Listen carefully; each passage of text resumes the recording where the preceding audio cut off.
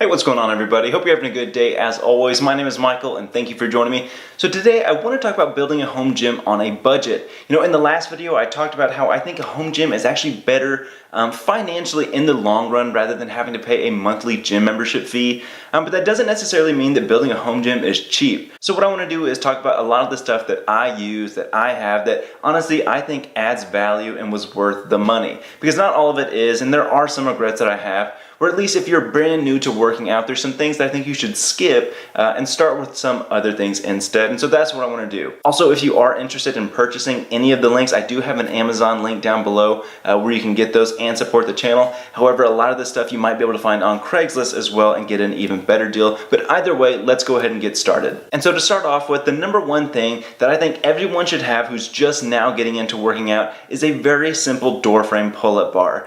It's just ridiculously cheap, right? The one that I have was like $16 on Amazon, so it's not expensive at all. But it really is just super convenient. The setup is like 5 seconds. It takes no time at all. But you can do a lot with it, right? Obviously pull-ups and chin-ups.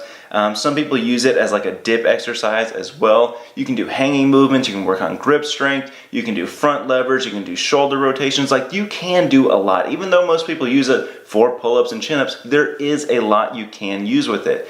If you're anything like me, you just leave it up there.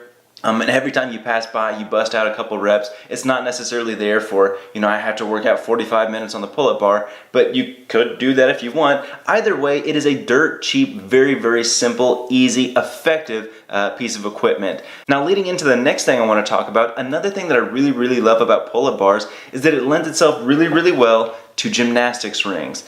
Now, a lot of you guys may think that gymnastics rings may seem silly to have in the house, but honestly, it is one of the best and the most difficult workouts I've ever had to do, right? I'm actually a pretty good dipper, right? I can probably dip about 135 pounds, but do it on the gymnastics rings, no, cannot dip anywhere near that much. So not only am I getting a better workout, but I need less weight to make it difficult. Considering I can also add it to the pull-up bar, it just makes that much more sense. Now, you might even be more adventurous than me, right? If you like working out outside, go find a tree to put some gymnastics rings on. Save yourself money. You don't even need a pull-up bar, right? I just love the versatility of gymnastics rings. They're portable, they're creative, like you can do so much with gymnastics rings. And overall, they're just one of the best additions I've ever had. Now, if I'm being honest, right, I honestly think that you can just stop right there, right? Just those two pieces of equipment are enough to take you very far, right? Between body weight movements and a pull-up bar and gymnastics rings, you can do a whole lot of stuff. You don't need much more outside of that, right? And so, with the cost of what, like $36 for the two of those, like, you're cheaper than 1 month at a gym, right? So clearly the value is there.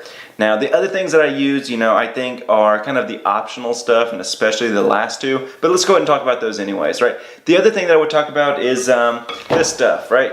Exercise bands. It's not fancy, it's not going to turn you into some ridiculously shredded monster, but it is good because obviously it helps out with flexibility and mobility, and you can actually get a workout with them. But what I also love about exercise bands is that they are very adaptive to existing equipment to make it easier and harder, right? You'll find power lifters that add bands to their bench, so whenever they're benching, right, it's not necessarily harder at the bottom, but once they get to the top, right, they've got that extra tension on the bar. So power lifters use bands, right? You can also, if you're having trouble doing pull-ups, you can actually use that as an assistance, right? If you stretch it out and every time you go up, it's helping you up, that exercise band is actually making it easier for you. So really the multifaceted use of it is what I really like. Doesn't mean you need to get 10 or 20 of them, right? Just find 1 or 2 that has a good tension strength to it and just get those instead. Now, as far as the last two things go, this is where I think you're actually getting into spending a decent amount of money.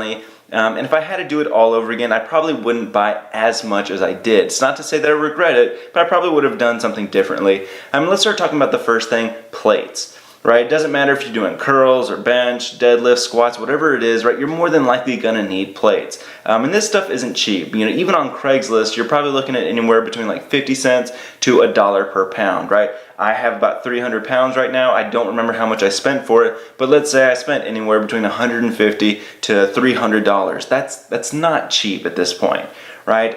If I had to do it all over again, I probably would have just found a couple of the bigger plates, like a 45 pound, 35 25 and actually got them as kettlebells instead. Kind of like resistance bands and gymnastics rings can be used in a whole bunch of different ways.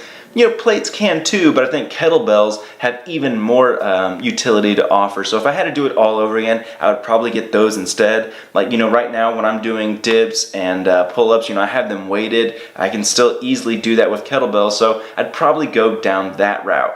Now, the last thing that I would talk about is the power rack. Like, I've got one in the backyard. That's what I use for almost everything. And back in the day, I used it for, again, all the major movements like bench, dead, squats. You know, I did everything with the power rack, and at the time, it was a wonderful investment.